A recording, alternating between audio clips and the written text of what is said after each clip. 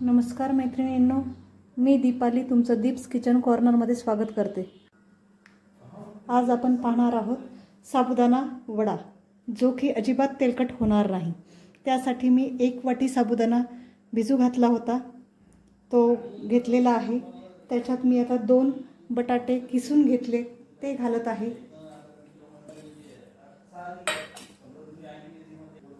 यातच आता आपण टाकत आहे थोडंसं जिरं, थोडासा शेंगदाण्याचा कूट, 2 चमचे लाल तिखट आणि चवीपुरतं मीठ।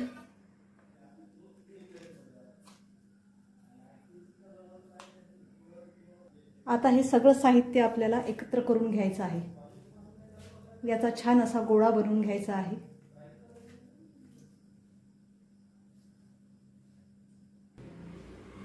पहा, अशा पद्धतीने आपल्याला हा गोळा तयार करून घ्यायचा आहे।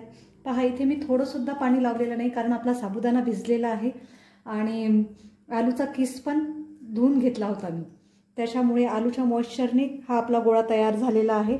आता याचे छोटे छोटे गोळे बनवून आपण त्याचे वडे बनवून घेऊया। अशा पद्धतीने हे आपल्याला याचा गोळा बनवून घ्यायचा आहे आणि याला वड्याचा आकार द्यायचा आहे। अशाच पद्धतीने आपण बाकी पण वडे बनवून घेऊया।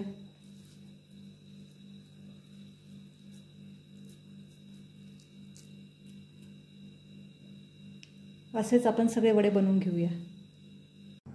अशा पद्धतीने आपण सगळे वडे तयार करून घेतलेले आहेत। आता हे वडे आपण तळून घेऊया। आपलं तेल गरम झालेलं आहे। आता हे तयार केलेले वडे आपण तेलात सोडूया।